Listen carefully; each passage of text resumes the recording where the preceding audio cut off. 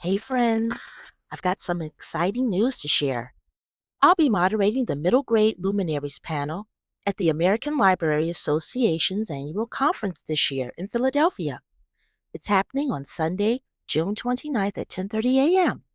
Where is it going to be at? It's going to be at the A Real Page Turner Stage, booth 2435. I'll be joined by three phenomenal authors, Catherine Applegate, Rebecca Stead, and Craig Kofi Farmer. If you're attending ALA, come see us for an amazing conversation about writing for middle grade readers. And be sure to stop by and say hello. Now, on with the show. Hello, readers. Welcome back to Reading in the Middle, the podcast where books bloom like wildflowers and imagination runs wild. I'm your host, Annisha Jeffries, Youth Services Librarian at the Cleveland Public Library. And today, we're headed into the woods, but not just any woods. Today, we're stepping into a forest filled with mossy, mysterious gnomes, bug pooters, and the kind of real-life wonder that makes you believe magic is real and just one journal away. I'm joined by the one and only Susie Spikol, naturalist, storyteller, and the brilliant author behind the Animal Adventures Guide and her brand new book, Forest Magic for Kids.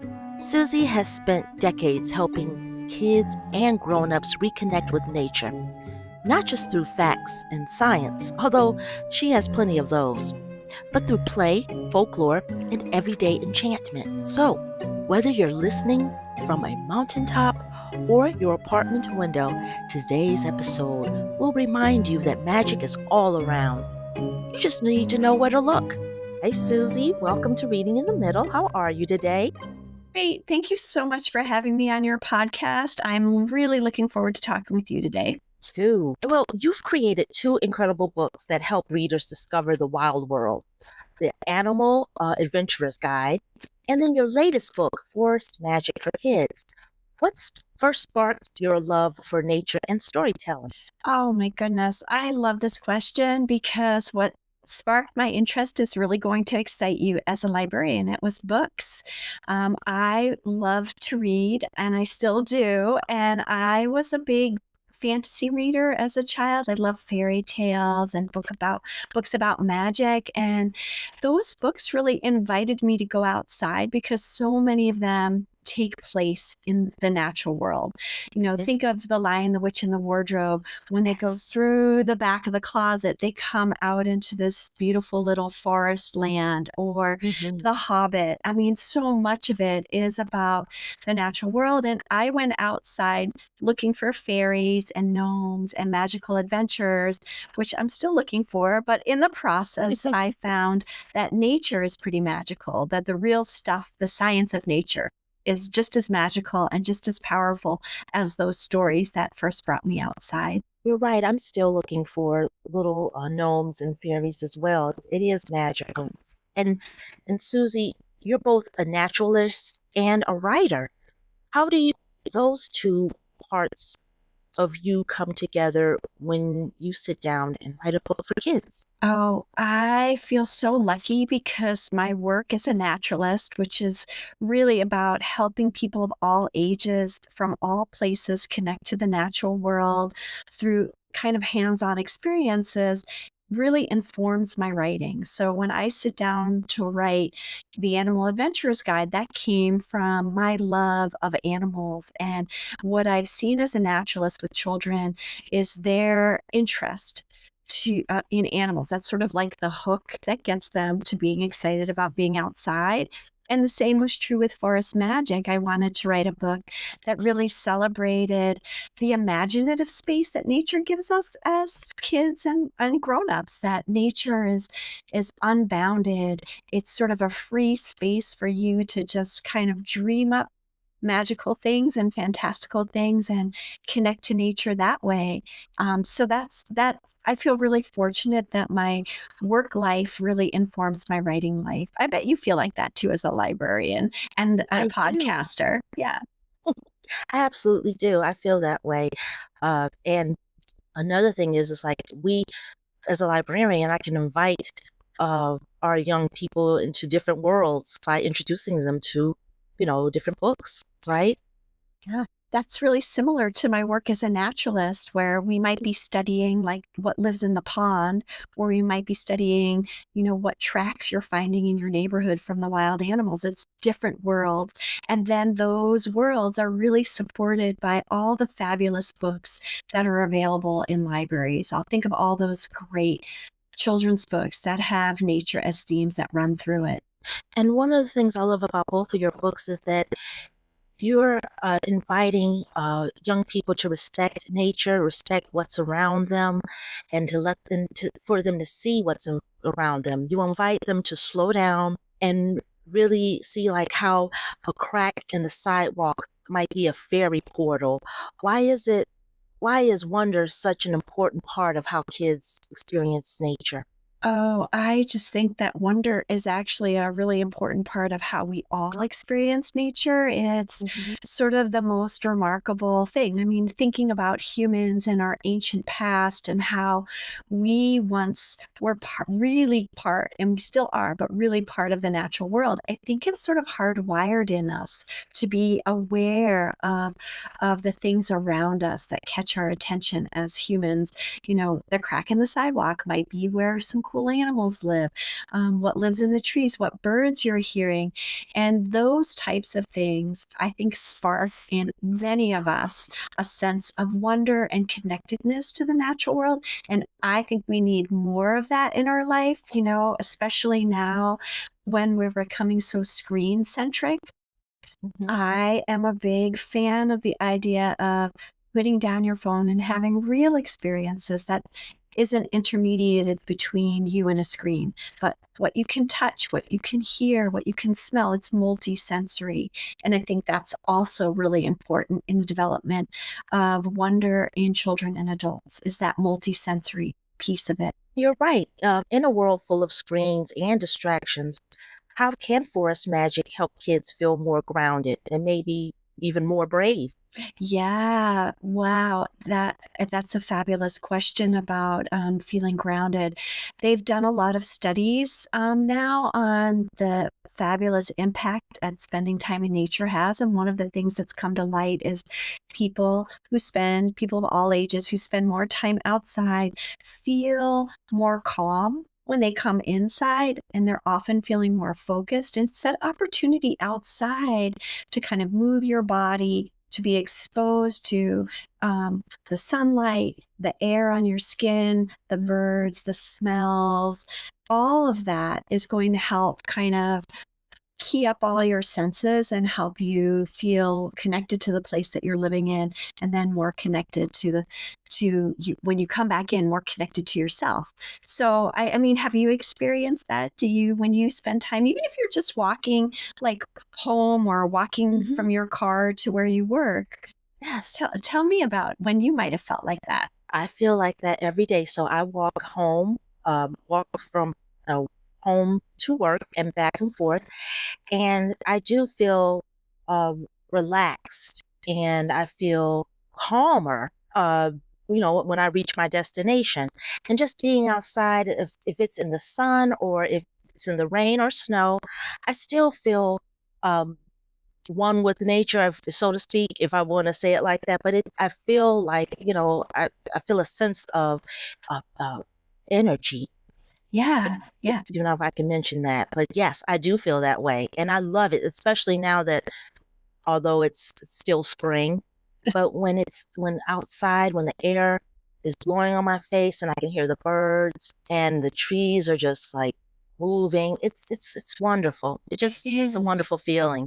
It really is, and if you think about that in a child's life, where they're really, like, they have beginner's eye, everything is new to them. They're Mhm. just taking in the world, and outdoors, there's just so many opportunities, to see things, to smell things, to hear things, that it really can kind of spark a curiosity in them.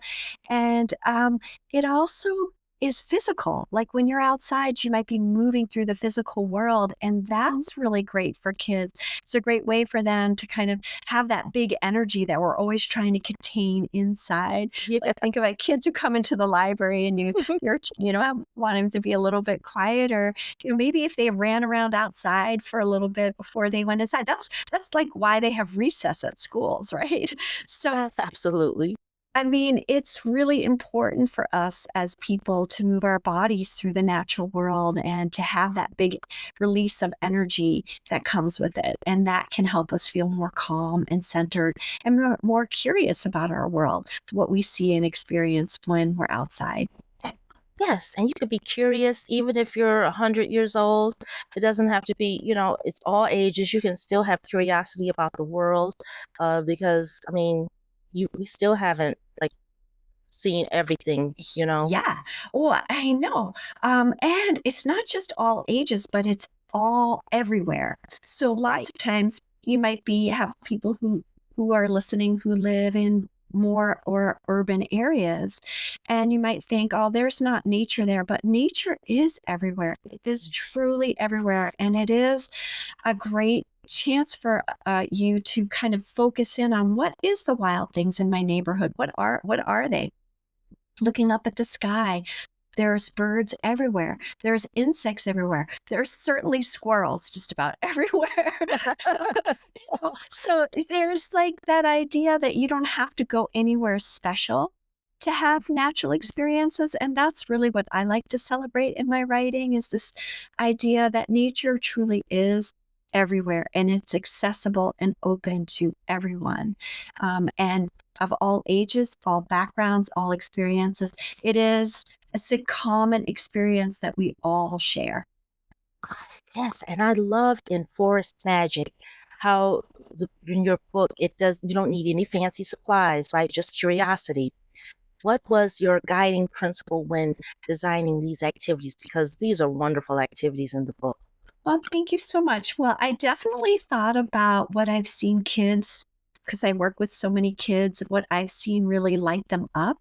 So, for example, Forest Magic has a lot of activities that have to do with small, like making small little people, peeps or fairies or gnomes or little animals. I just noticed how kids really love small worlds and creating small worlds Hmm. and playing in that. And so I just kept track in my head of my 30 years of being a naturalist of what really seemed to inspire kids.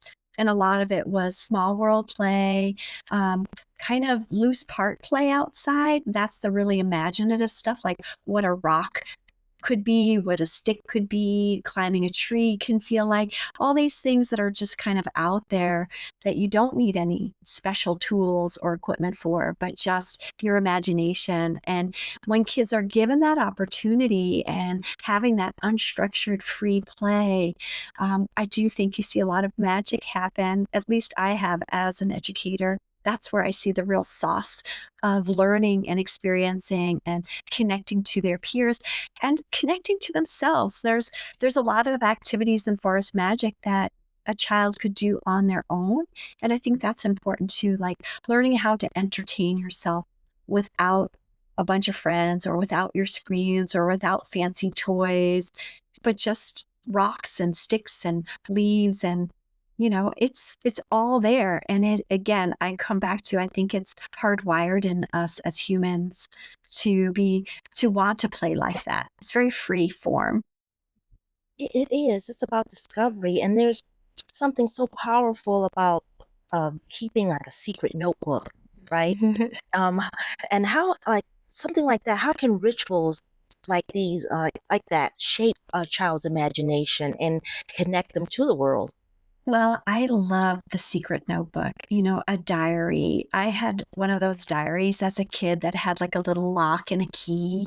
And I just loved writing down everything. I think kind of having a secret notebook or a journal can make kids feel like they have a safe place to write down all of their questions, not have to worry about how things are spelled or what their sentences look like, or, if they're drawing in their secret notebook, what their drawings look like. It's really for them. It's not for anybody else but them. And that's really empowering. Think about us as adults. If you keep your own journal and it's just your thoughts in there, it's a real opportunity for you to kind of truly be yourself for your eyes only. We don't often write like that or draw like that. We're always drawing for an audience, but a secret notebook that's just for a kid, very powerful, just like it is for us as adults. It is. And one to go back to the Animal Adventures Guide. Yeah. I, one of the coolest activities in the book is making a bug pooter.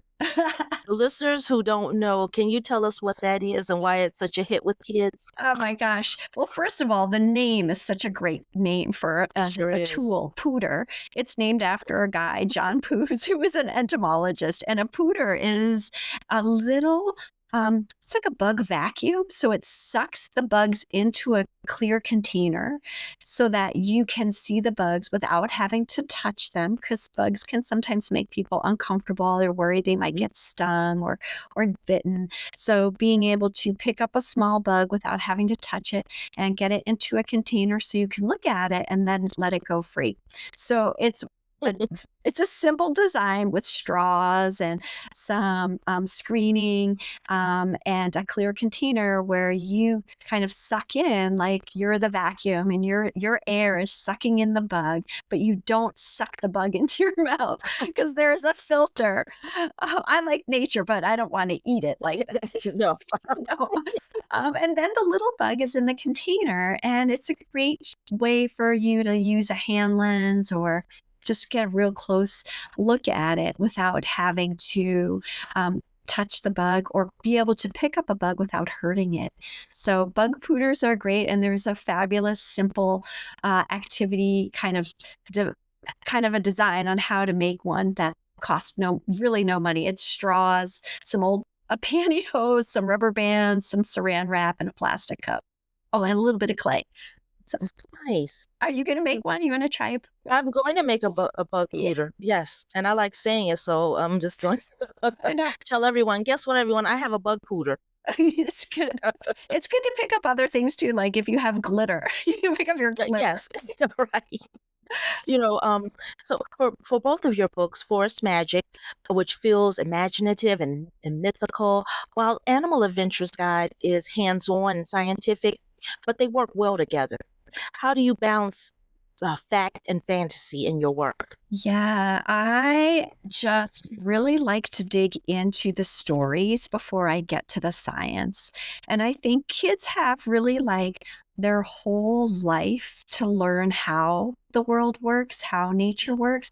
I think when they're young, really going with the stories, so fairy tales, um, think of really simple stories, even stories that kids are going to tell you about it. Let's say they find a ladybug and they're going to be like, oh, where's this ladybug's mommy? And we know as grown-ups, ladybugs don't hang out with their family. This is the ladybug and who knows where the mom is. But just living in that story, what they're really reflecting is how they feel connected to the bug. They're trying to form a connection to it. So I really like starting with story first, and then once we have some story, throwing in some scientific details, adding some facts. But again, as a parent or an educator or a caregiver, it's you don't need to have any special facts to go out in nature and enjoy it with your children. You can just go out and kind of be learners together. So start with the stories and then maybe get a field guide. And so I do think Animal Adventurers Guide and Forest Magic do go well together. They're kind of the two halves of how I like to teach, which is story and myth and folklore and legend. And then these little really hands-on, doable things that teach the science of the animals. And I have another book coming out in September called The Oh, Book of Fairies. Oh my goodness. The Book of Fairies is my first book of fiction. I started it when I was 8 years old. I had a little secret notebook where I wrote down Oh, fairies that I made wonderful. up. And I just had the opportunity um, to continue writing it right now. And it's a really great companion to forest magic. It's sort of like stories about the natural world that have fairies in it. So I hope it encourages people to get outside too. Oh, I think so. I believe so. They will be encouraged. I know I will be. Yay. You had uh, uh, mentioned, getting that secret notebook. Do you think children need more quiet and observations in their lives today? Oh my gosh. Yes. I wish I could say that with like you could see all the exclamation points I want to put on that. I mean, do you notice that in the library Hmm. too? Hmm. Yeah. Yes, I think I do. we live in such a fast-paced world now, and every minute is like go, go, go. And if you're not go, go, going, you're taking out a screen. And you see that even with young children where it's like they don't have a minute to just be bored. And being bored is like a great thing. It's a way for our brain to sort of like decompress and Mm. kind of get kind of innovative ideas.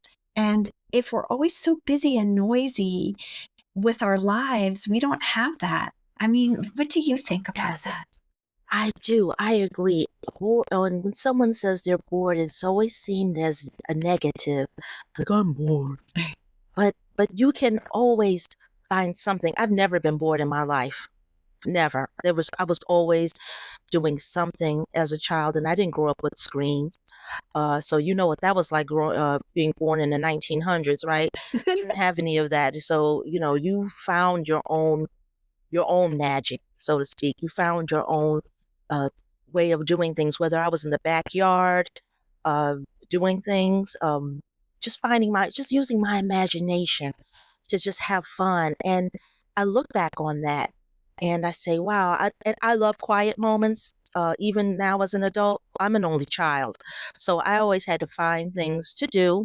And I always was able to entertain myself doing things, whether that was out in nature or at home, reading a book or having that quiet time. And I think as I got older, I was able to enjoy that, and I still do. I Oh have to have gosh. a Me quiet moment. too. Me too. I love the quiet spaces in my day. Mm. I really and I love giving children that opportunity. So if you were in my class or out my outside time with students, I'm always giving them like quiet time with their secret notebook, sitting by a tree that they might be visiting throughout the seasons, or Nice. doing a quiet observation of all the different sounds they're hearing or smells that are coming into them. And at the beginning of the school year, I have students that can hardly sit for like a minute. It's so hard because they haven't built that muscle. They haven't practiced it. But when we do it every month and we're consistent with it, then by May, I mean, they are just so excited to have that space. And I just feel like they're really telling us that they need that. And for some reason, somehow our society got this idea that if every minute isn't just full of something, that it's not productive. But it is so productive to have the quiet time. Very much so. I agree. And I just, I have to have it or I'm going to scream if I don't Me get too. a moment of quiet. I mean, not literally scream, but you know what I mean. Mhm. I do, I do. And I also think like for children, we have structured like their play so much. Mm. The sports teams are all structured. When I grew up I liked how you said in the 1900s, we did not have sport. We had some sports teams, but that wasn't until high school, really, middle school or high Yes. school. But like in my neighborhood, I like grew up in a city. I grew up in Mhm. Brooklyn and we played stickball. and or stoop ball, where you just threw the ball against a Oh, stoop yeah. and you try to catch it. And my block, like, we had our own rules. There were no coaches, there were no grown-ups overseeing anything. It was a lot about kids figuring out stuff and communicating, and in that unstructured space, kind of developing their concept of risk, developing what to do when there's conflict. And Mhm. I just think those are really important skills. And I worry that our culture isn't allowing for that space for kids to figure it out on their own. Yes, I'm going to say I agree with you on that. We were able to, you know, as a child growing up, you don't have many ways of like, what am I trying to say? Like you had control, over what you were doing. So that was having that time for play, making the rules, like you mentioned, conflict, having that freedom to have an opportunity to say, I'm going to make this rule, I'm going to make up this game, we're going to do it like X, Y, and Z, is so um, empowering, and it gives you that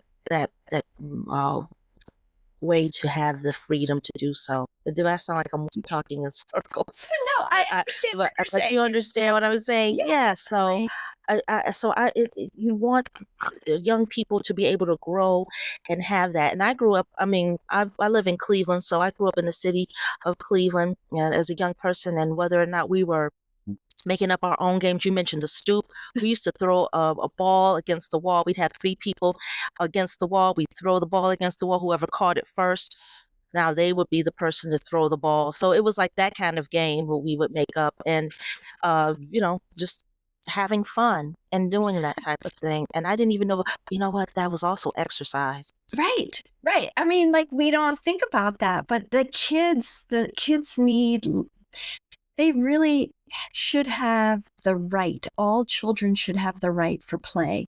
That's like be like a childhood right. And in some countries they have that, where it's a Bill of Rights and play is it. And play is the work of childhood. It really is what kids need to be doing. Just like they need to learn to read and do math and write, Mhm. they also need lots of time to play, because it's through the act of play that they are learning all of the skills that as adults we need. Like, if you don't agree with someone, how do you say it? How do you solve a problem? How do you know, like, in your body, what you can do if you haven't kind of tried it before? So it's sort of that space of play. And I just really worry about the lack of free play that I see in the culture where I'm living, which is in New England, where kids just seem like they're carted around from sport to dance class to art class, and I don't see kids in my neighborhood out playing. We have kids in my neighborhood, but they're not like there's no biking around the neighborhood. It's weird. Isn't it? Isn't that? I, I love how you mentioned that other countries, they have this Bill of Rights for kids. That's important. I wish we had something like that I as do well. We need too. that for children.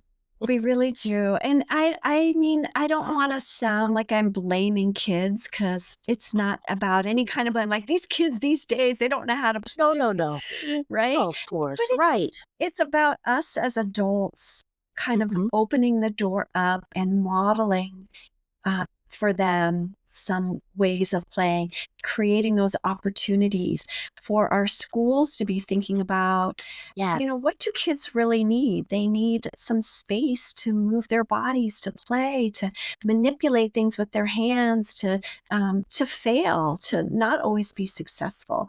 And my hope is, books like Forest Magic for Kids and the Animal Adventurer's Guide are inspiring for families and teachers to think about play and experiences that involve the natural world, which I just think is a win for everybody. It really is. It is. And in Forest Magic, you've included such great resources at the back of the book, at the end, and from fairy tale references to nature-based learning tools. Uh, what what were some of your favorite go-to resources, and how do you hope readers use them? Yeah, I really love well, I love when kids use field guides, just they sell or you can get them at the library. Um, Yes. Beginner's guides for kids, like Beginner's Guide to the Birds. And so having that, something as simple as having a bird feeder outside your windows, and a simple field guide for birds, I think that's really great. I also really love any books about fairy tales and fairies. There's a new book that I like, and I wish this book had been out before I published my book. It's Gia Cromwell's new book, and I can't remember the name of it. The Fairy Walk, I think is the name of it, and it's so beautiful about just going out. It's sort of like forest magic in a picture book form. It's that Mhm. way, going out into the world and hearing like the patter of rain and then thinking what fairies might make that. It's a simple picture book. And I also really like the read alouds. So for the small world creation, I really loved The Borrowers, the book The Yes. Borrowers. That's just a great read aloud for kids and families to get excited about the idea of tiny little people living amongst us. It's sort of magic. It can be in your house, outside of your house. A book like Stuart Little is the same thing. Or I love Kate DiCamillo's Tale of Despero. Uh, Yes. there's so many great books that feature small little mice having adventures.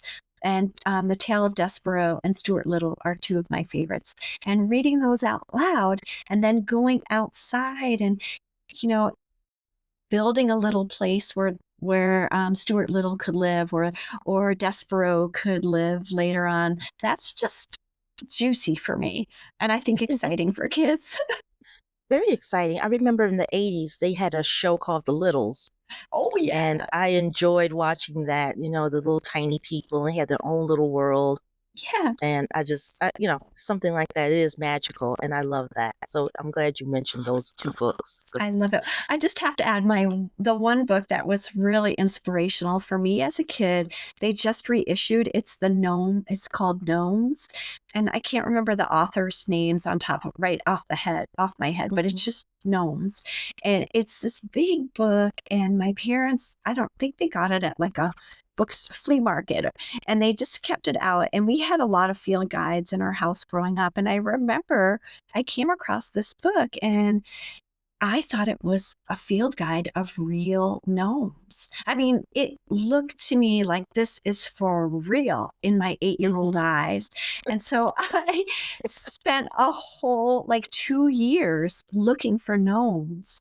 And it was really that book that set my course that way. And I had to finally replace my copy. All the pages were falling out, but I still just adore that book, and when I'm having a rough day, I'll look through it. It's so cozy.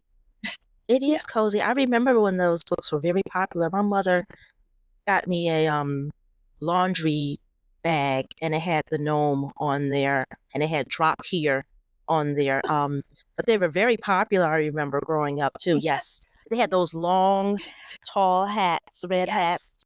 Yes. Hmm. It was. It You would think they were real.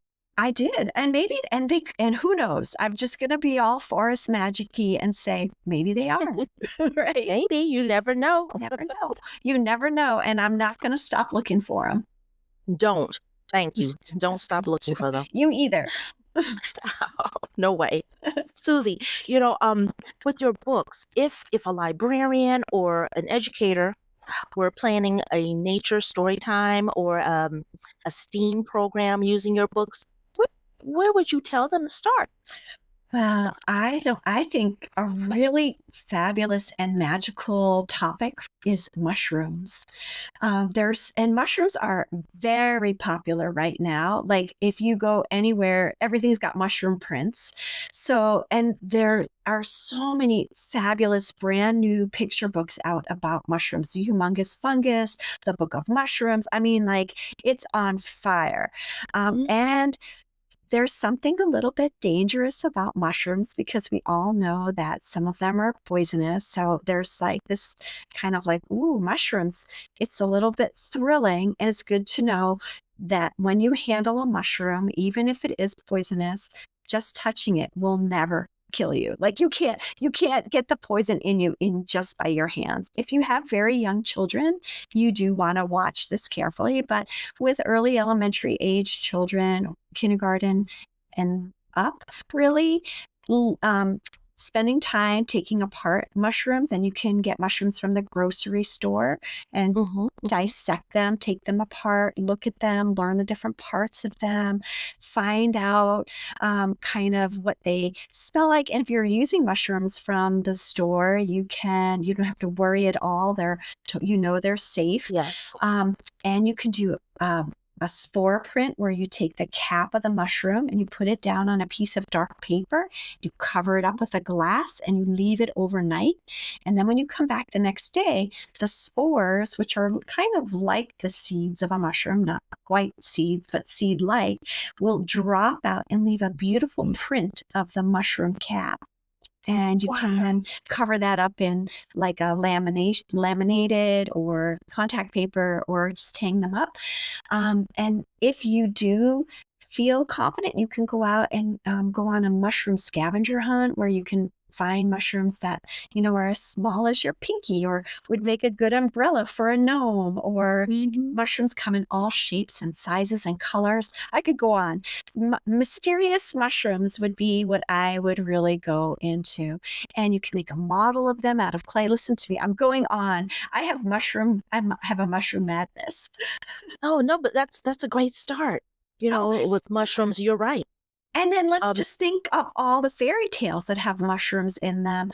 Almost every fairy tale you look at, if it's illustrated, will have mushrooms somewhere in the images, hidden in the corners, or that's where the gnomes live, or the Smurfs, so that's a whole nother part of mushrooms. I'm sorry, I didn't mean to interrupt you, oh, but no, no, but that's no, that's a great thank you. That's a great answer.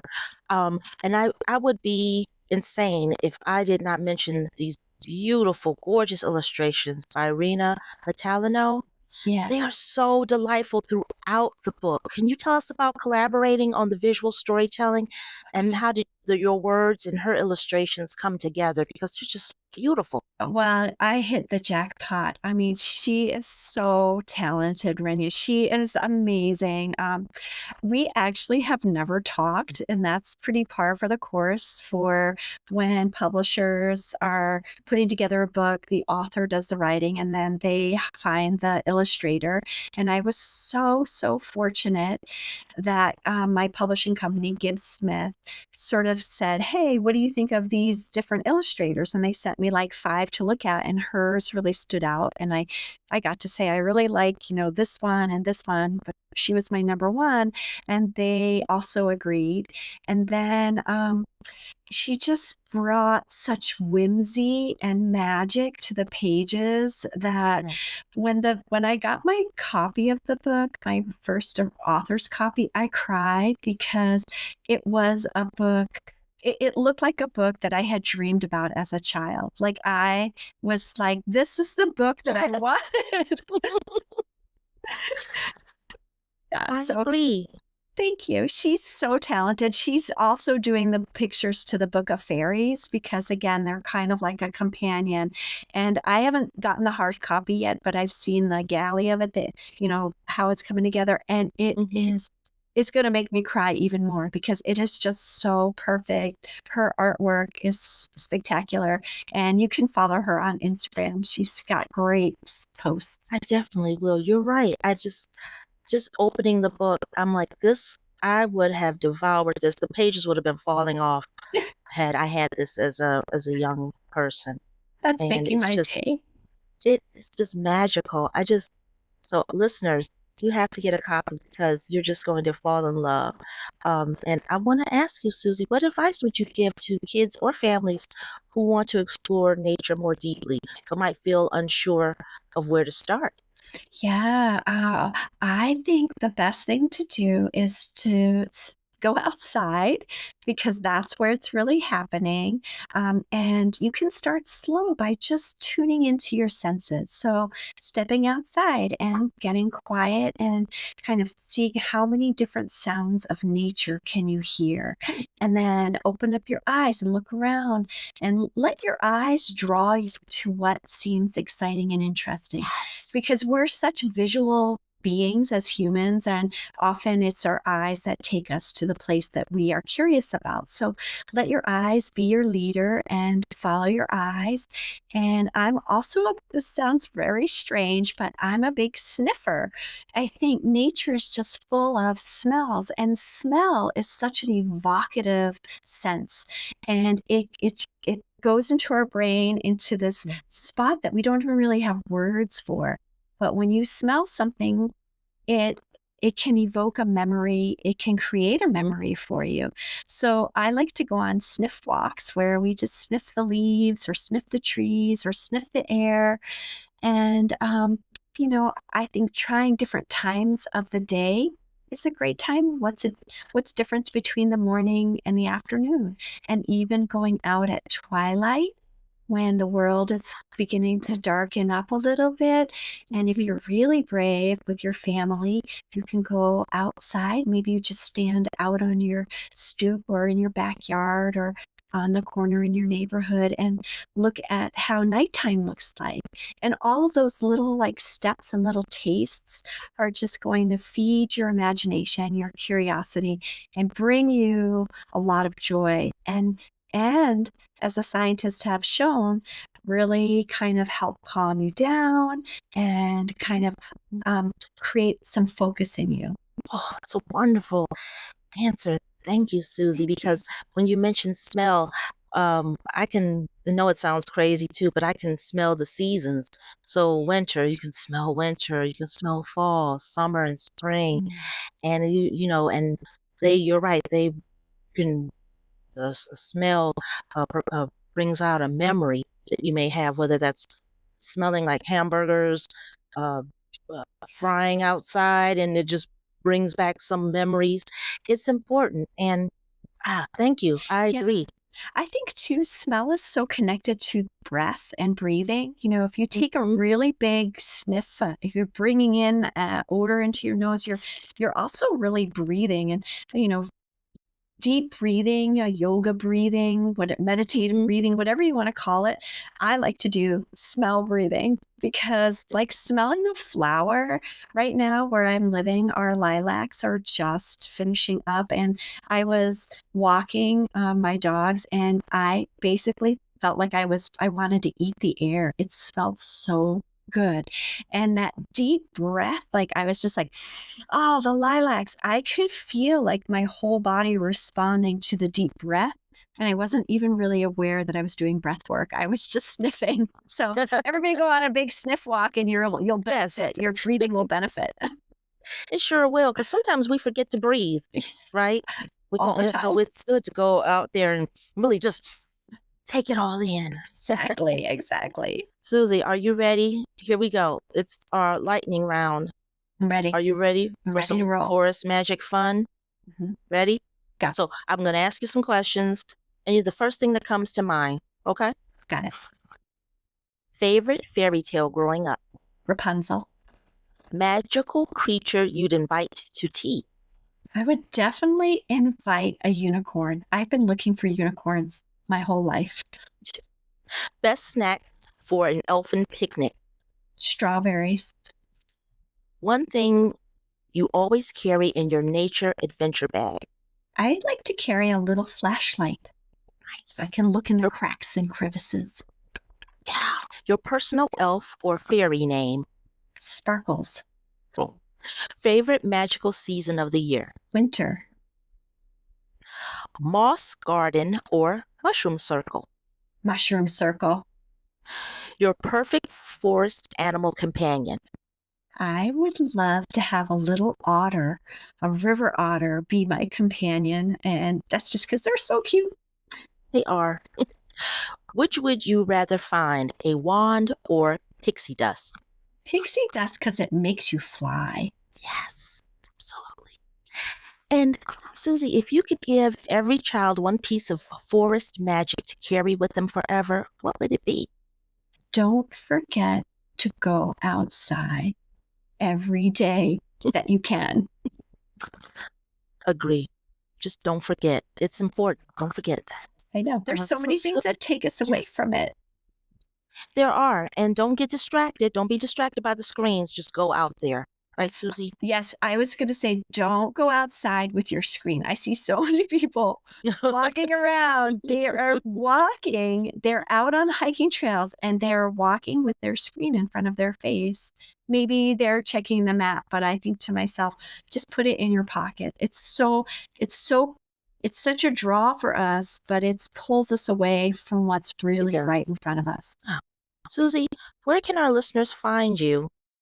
They can find me at my website, which is susiespikol.com. And that's Susiespikol, or Instagram with my just Susie Spikol. There's not that many Spickles in the world. So, and that's it. Then they can find my books at their local libraries, at their independent bookstores, and they can also find them on my website. Wonderful. And there's so many tips and resources on your website. I was able to go on there and it's full of fun and magic. And listeners, please visit Susie and give her send her a note. Let her know that you heard it from here, from Reading in the Middle.